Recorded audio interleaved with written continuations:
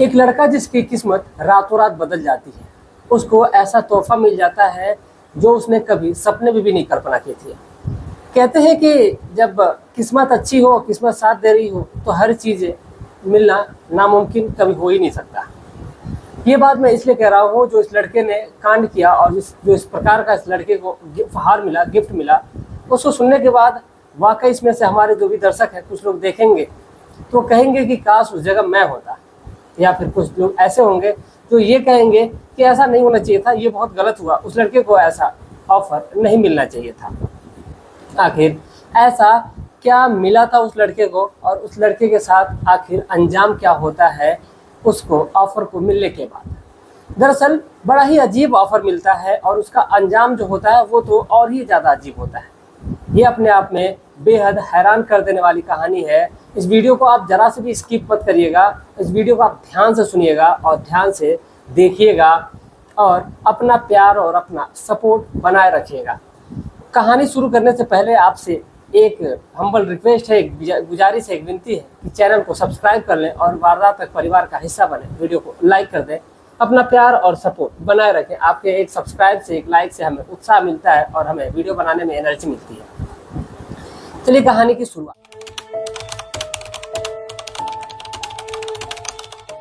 नमस्कार, प्रणाम, मैं अविनाश। वारदात तक के एक नए एपिसोड में आज जिस सच्ची घटना के साथ आप लोगों के बीच में आया हूँ, ये सच्ची घटना राजस्थान की है।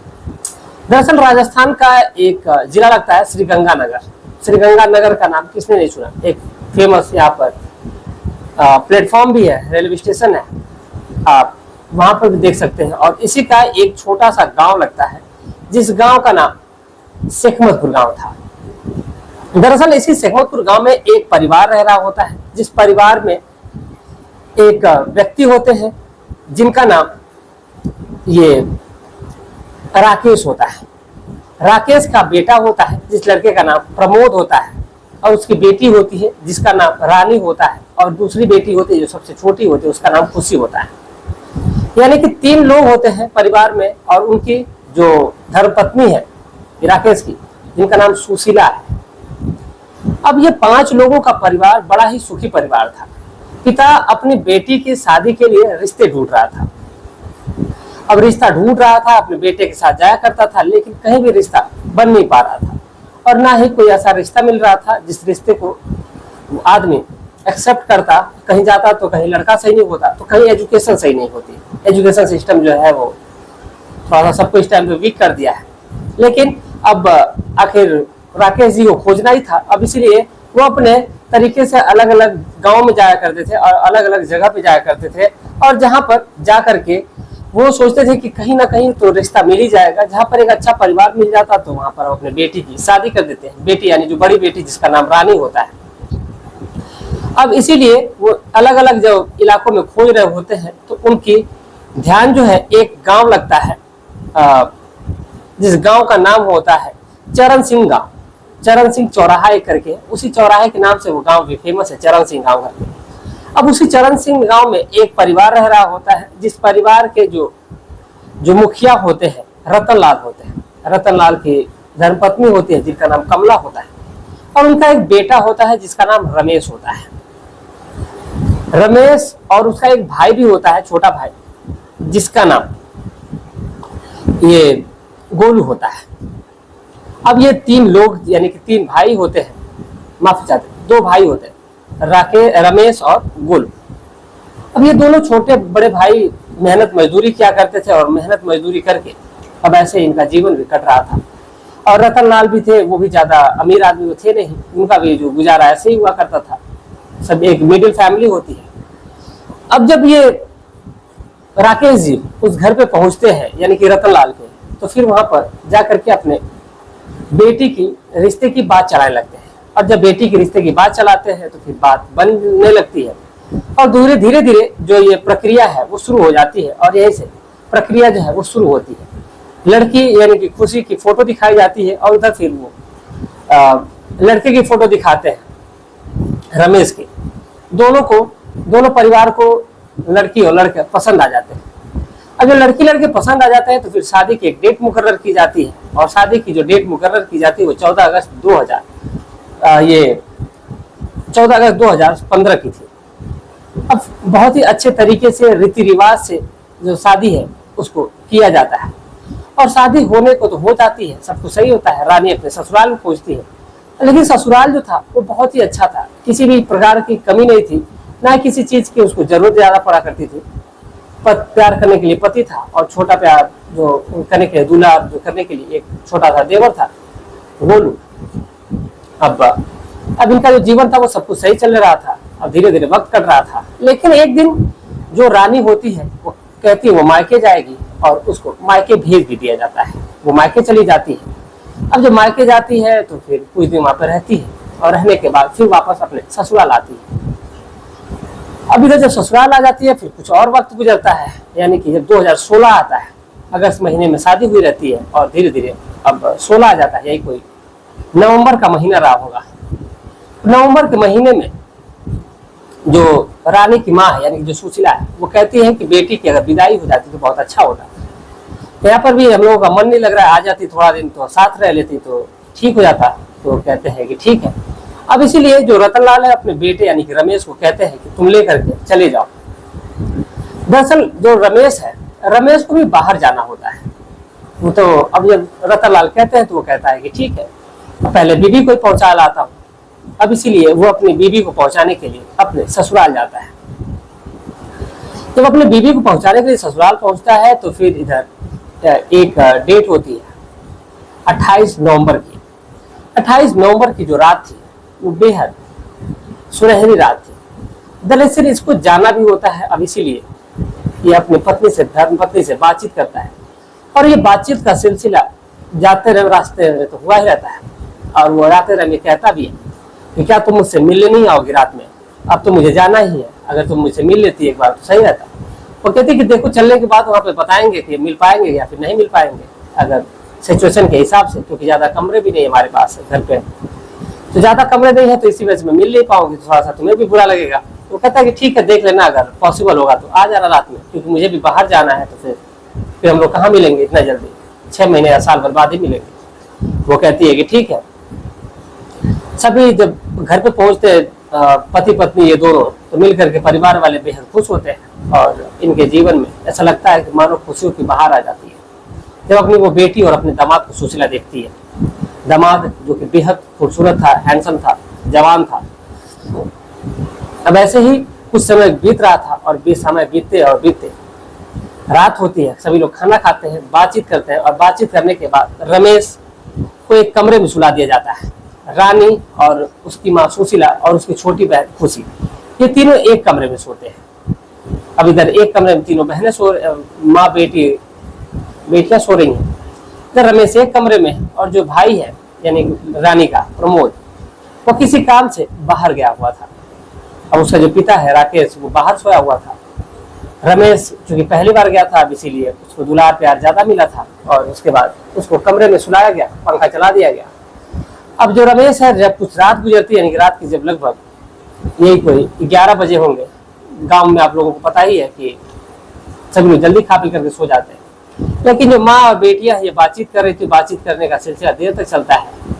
अब बातचीत जब जैसे चल रही थी, फिर इधर रमेश जो है अपनी पत्नी को फोन करता है, रानी को, और उस टाइम पे लगभग सभी लोग सो गए, 11:30 बजे का वक्त था। अब इधर जब सभी लोग सो गए रहते तो रानी फोन रिसीव करती है, और धीरे धीरे फोन पे कानाफूसी तरीके से बातचीत करती है। वो कहती है कि चले आओ, और जब वो आने की बात करता है तो फिर जो रानी है वो मना करती है, लेकिन रमेश अपनी बातों में फुसलाता है, और फुसलाने के बाद से उसको बुला ही लेता है। रानी को भी लगता है कि सही बात है, अगर पति हमारे चले जाएंगे तो फिर कहाँ हम उन लोगों की मुलाकात होगी इतना जल्दी। अब इसीलिए वो अपने पति से मिलने के लिए उसके कमरे में चली जाती है। जब देखती है कि उसकी बहन और उसकी माँ जो है वो सोई हुई, तो अब रमेश के पास जाती है। ठंडी का मौसम था, और जा करके डायरेक्ट रमेश की रजाई में हो जाती है, और फिर दोनों प्यारी बड़ी बातें करने लगते हैं। बात करने के बाद से कुछ वक्त गुजरता है, और उसके बाद दोनों के बीच में शारीरिक संबंध बनते हैं। रानी फिर वहां से उठती है, और फिर आकर के अपने माँ के पास हो जाती है। अब जैसे माँ के पास होती है, फिर कुछ वक्त गुजरता है, लेकिन अब रमेश जो है उसको नींद नहीं आती, क्योंकि उसको टेंशन इस बात की थी कि वो जाएगा, वो बाहर चला जाएगा।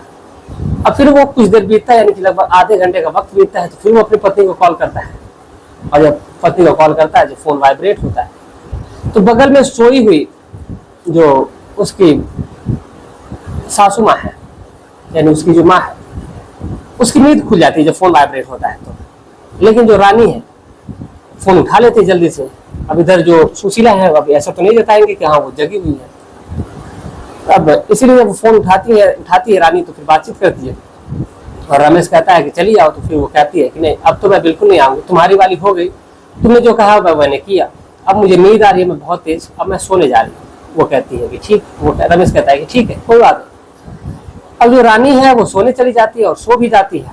इधर जो उसका फोन है, उस समय जब रमेश को जब नींद नहीं आ रही, तो व्हाट्सएप चला रहा था, इंस्टाग्राम चला रहा था, यूट्यूब चला रहा था। अब इस दौरान जो कुछ उसको भेजना होता है अपनी पत्नी को, कोई रील थी, उस रील को भेजने के लिए जब व्हाट्सएप पे जाता है तो देखता है कि उसकी पत्नी ऑनलाइन है। अब जैसे ही देखता है कि उसकी पत्नी इतनी रात को आखिर ऑनलाइन का है, फिर मैसेज डाल रहा है कि आखिर इतनी रात को कहाँ पे ऑनलाइन है, जो मैं बुला रहा था तुम्हें नींद आ रही थी, मैं तुमसे बार बार कह रहा हूँ मुझे चले जाना है कल, तो फिर अगर तुम आ जाती पास में तो हम लोग अच्छा होता, बस एक बार लास्ट बार आ जाओ। तो जो रानी है उधर से जवाब देती है कि नहीं वो नहीं आ सकती। अब इसीलिए जो रमेश है वो थोड़ा सा शांत होता है, रील भेजता है। लेकिन फिर कुछ ही देर बाद एक मैसेज आता है रमेश के फोन पे, कहती है ठीक है मैं आ रही हूँ, दरवाजा खोल के रखो। तो रमेश बड़ा खुश होता है, वो कहता है कि ठीक है। अब वो चला जाता, जो अपना कमरा खोलता है, और कमरा खोलने के बाद ही लगभग तकरीबन यही कोई बात करने के बाद तकरीबन 20 मिनट का समय गुजरा होगा, और तब जा करके उसके कमरे का दरवाजे पे कोई दस्तक देता है। जब उसके कमरे में दस्तक देता है तो वो जा करके वो उसकी जो पत्नी थी वो डायरेक्ट आकर के उसके पास सो जाती है।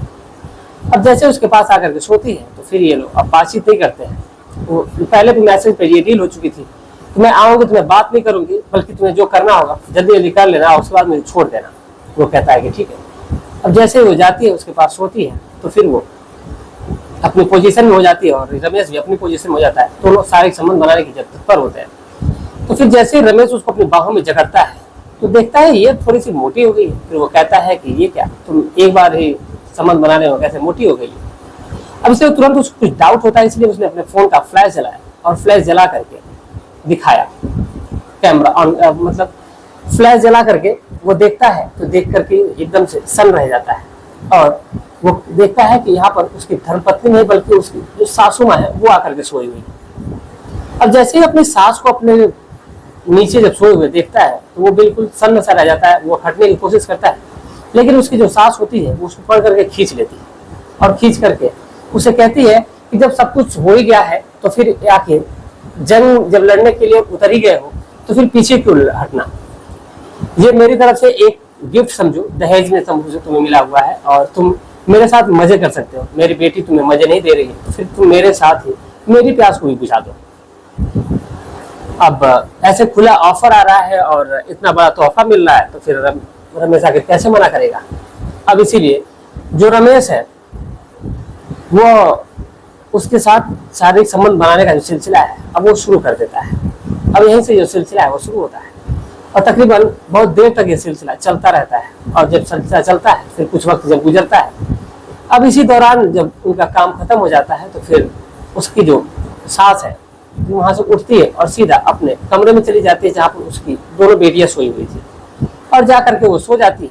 अब इधर रमेश का भी कोटा पूरा हो चुका था, अब वो भी सो जाता है। जब सुबह होती है तो सुबह में जब वो जाने की बात करता है तो उसकी सास कहती है कि रानी से कि बेटा आखिर दामाजी बाहर ही चले जाएंगे कमाने के लिए, इससे अच्छा है कि 2-3 दिन के लिए इनको यहीं पे रोक लो, उसके बाद चले जाएंगे यहाँ पर थोड़ी हम लोग ब्याह भगत कर ले, पहली बार आए हैं ससुराल में। तो जो रानी है वो भी कहती है कि ठीक है मैं बातचीत करती हूँ और वो अपने माँ से बात करती है और बात करने के दौरान अपने पति से बात करती है और कहती है कि माँ आपको रुकने के लिए बोल रही है और कह रही है कि 1-2 दिन रुक जाते तो सही रहता। अब इस पर जो रमेश है वो तमाम बहाने बनाता है। वो कहता है कि नहीं अगर वो रुकेगा तो दिक्कत हो जाएगी, उसको जाना भी है, पापा गुस्सा हो जाएंगे। लेकिन अब इधर बहू की सासू माँ की बात थी और पत्नी की बात थी तो रमेश टाल नहीं सकता था। अब इसलिए अपने पिताजी को फोन करता है और फोन करने के दौरान उनको सारी बातें बताता है और कहता है कि यहाँ पर मुझे रुकना है। तो उनके पिताजी कहते हैं कि अब इससे अच्छी बात क्या होगी, तुम्हारे ससुराल में खातिरदारी हो रही है तो फिर सेवा करवाओ। वो कहता है कि ठीक है और वो रुक भी जाता है। जब अगली रात होती है तो रात को तो वो जो सिलसिला वो तो चलने वाला ही था, लेकिन प्रोग्राम सुबह में भी सेट हो जाता है। दरअसल दोनों बहनों को बाजार जाना होता है और लेकर के जाने वाला कोई और नहीं बल्कि प्रमोद होता है। प्रमोद उनको लेकर के जब बाजार जाता है तो वो कहती है कि माँ तुम भी चलो। तो इस पर जो सुशीला होती है वो कहती है कि नहीं, उसकी तबीयत थोड़ी सही नहीं लग रही है, वो नहीं जा पाएगी। रमेश की बात आती है कि रमेश चलेगा, तो फिर रमेश कहता है कि नहीं, मैं यहाँ के बाजार में नहीं जाता और यहाँ पे 2 लोग देखेंगे तो क्या सोचेंगे, इसलिए मैं घर पे ही रहूंगा। प्रमोद कहता है कि ठीक है, आते वक्त हम लोग आप लोगों के लिए कुछ लेते आएंगे। अब घर में बस 3 लोग थे, सुशीला थी, रमेश था और राकेश था, यानी कि ससुर और दामाद और सास, ये 3 लोग घर में बचे हुए थे, बाकी सभी लोग चले जाते हैं। अब इसी दौरान राकेश का एक फोन आता है और उसी फोन के सिलसिले में राकेश को बाहर जाना होता है और वो चला जाता है। वो कहता है कि वो आ जाएगा 4-5 घंटे में, यानी कि शाम तक वो आ जाएगा। अब इधर जो सुशीला होती है वो कहती है कि ठीक है। घर का दरवाजा लॉक होता है और दिन में ही प्रोग्राम सेट हो जाता है। और इधर पूरे दिन का जो प्रोग्राम था वो जब सेट होता है तो पूरा दिन ये दोनों ससुर, माफी चाहते हैं, सास और दामाद दोनों शारीरिक संबंध बनाते हैं। अब ऐसे ये संबंध बनाने का सिलसिला खत्म होता है जब शाम होती है। शाम से जब रात होती है तो रात को फिर से वो अपनी पत्नी को मैसेज करता है और पत्नी आती है, एक बार उसके साथ संबंध बनाती है और चली जाती है। अब दूसरी बार के लिए उसकी जो सासू माँ है वो आती है और वो आकर के संबंध बनाती है और संबंध बना करके वो भी चली जाती है। अब उस दिन एक दूसरे दिन तो ये सब कुछ सही चलता है, यानी कि बात कर रहा हूँ मैं अब 15 दिसंबर 2016 की, यानी कि धीरे धीरे, ज्यादा दिन भी नहीं हुआ था, 1 साल से ऊपर का ही थोड़ा सा समय निकला था। और 15 अगस्त 2016 में ये 16 की रात को जो रमेश है जब वो सोया हुआ था और जब उसकी धर्मपत्नी आती है, उसको बुलाता है तो वो आती है कैसे भी करके और आकर के एक बार संबंध बना करके चली जाती है। तो फिर वो तो परका हुआ ही था, उसको तो आदत थी, और उसकी जो सासू माँ है वो तो आने वाली ही थी। अब जब वो आने वाली होती है तो फिर वो फिर से मैसेज वही करता है और मैसेज करने के दौरान वो कहता है कि आप चले आइए। जब वो आने की बात करती है तो कहता है कि ठीक है। अब वो जब आती है तो फिर सब कुछ सही हो जाता है। अब पूरी रात ये लोग अपना संबंध बना रहे होते हैं, बनाने मसरूफ होते हैं। अब इसी दौरान यही कोई टाइम रहा होगा 2:30 बजे करीब का, और 2:30 बजे जो रानी है उसकी नींद खुल जाती है। अब जैसे उसकी नींद खुलती है तो रानी देखती है कि उसकी माँ बिस्तर पे नहीं है, तो उसको लगता है कहीं वॉशरूम वगैरह की गई होगी। अब इसलिए कुछ देर इंतजार करते, सोचती है कि माँ वॉशरूम से आ जाएगी तो वो जाएगी, लेकिन कुछ देर बाद बीतने के बाद वो नहीं आती है। तो फिर वो उठ करके वॉशरूम जाती है और वॉशरूम जाती है, देखती है वहाँ पर उसकी माँ नहीं है। फिर सोचती है हो सकता है कि पिताजी के कमरे में चली गई होगी, लेकिन पिताजी के कमरे का दरवाजा खुला हुआ था।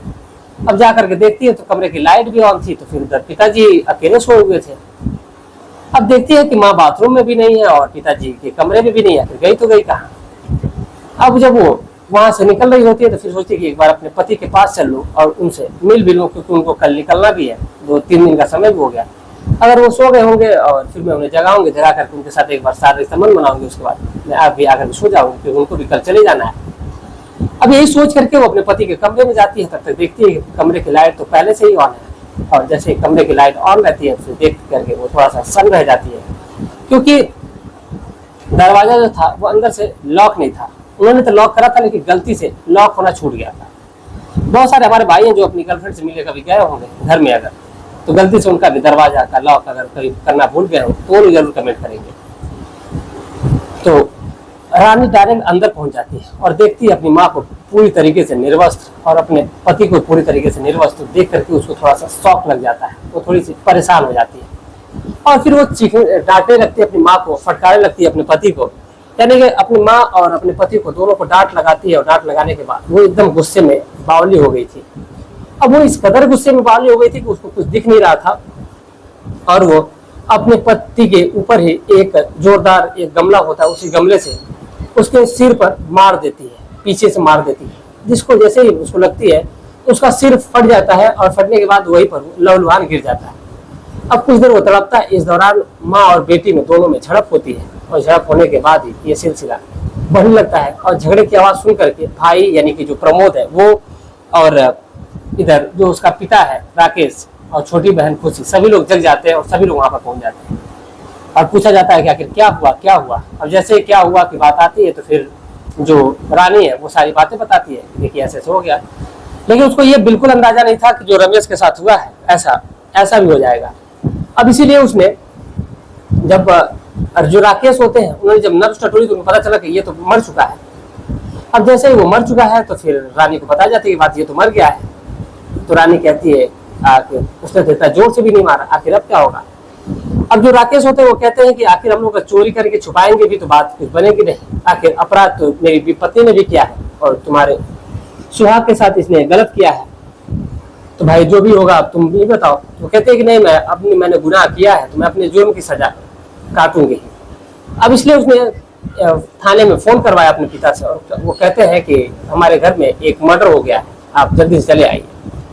अब जो नजदीकी पुलिस स्टेशन है वहां से जो दरोगा होते हैं अपने दलबल के साथ मौके पर पहुंचते हैं ये शेखमतपुर गांव में, और वहां पर जाकर के उस घर में जब देखते हैं कि वहां पर एक लड़के का मर्डर हो गया है तो पूछा जाता है तो सारी बातें लोग बता देते हैं, और बताने के बाद ये भी बताया जाता है कि महिला से अवैध संबंध है और अवैध संबंध के दौरान उस लड़की को गुस्सा आया, उसने मार दिया। अब जैसे ही इस बात का पता चलता है तो फिर पुलिस कहती है कि अब आगे कार्रवाई करनी चाहिए, और इसीलिए पुलिस लड़की को यानी कि रानी को अरेस्ट करती है, और साथ ही साथ जो रानी की माँ यानी सुशीला है उसको भी अरेस्ट किया जाता है, क्योंकि जुर्म उसका भी उतना ही था उसमें। अब पुलिस उन दोनों को अरेस्ट करके जेल की सलाखों के पीछे डाल देती है, लेकिन फिलहाल कोर्ट ये डिसाइड करेगा कि सजा किसको मिलनी चाहिए किसको नहीं मिलनी चाहिए। हालांकि जो उसकी माँ है वो तो छूट करके चली जाएगी, लेकिन जो रानी है उसके ऊपर मर्डर का चार्ज है, तब इसीलिए थोड़ा सा उसको छूटना मुश्किल है, थोड़ा सा टाइम लगेगा, यानी 6-7 साल का समय लगेगा, उसके बाद वो बाहर आ जाएगी। फिलहाल वो अपने बयान पे टिकी हुई है कि उसने जानबूझकर नहीं किया, उसकी माँ भी बता रही है कि उसने जानबूझकर नहीं किया बल्कि गुस्से में किया, लेकिन जब तो सजा कोर्ट तय करेगा। तो फिलहाल ये थी आज की पूरी कहानी, और ऐसे ऐसे रिश्ते की जो मान मर्यादा है लोग उसको सर्वसार करने के पीछे नहीं हटते। एक माँ ही अपने बेटी का सिंदूर उजाड़ देती है। तो ये थी आज की पूरी कहानी। आपको इस पूरे सच्ची घटना को सुनाने का उद्देश्य किसी की भावनाओं को ठेस पहुंचाने बल्कि आपको जागरूक करना, आपको सचेत करना। अब जहां भी रहें स्वस्थ रहें, सुरक्षित रहें, अपना ख्याल रखें, अपने परिवार का ख्याल रखें। मिलते को सच्ची घटना के साथ, तब तक के लिए जय हिंद, जय भारत।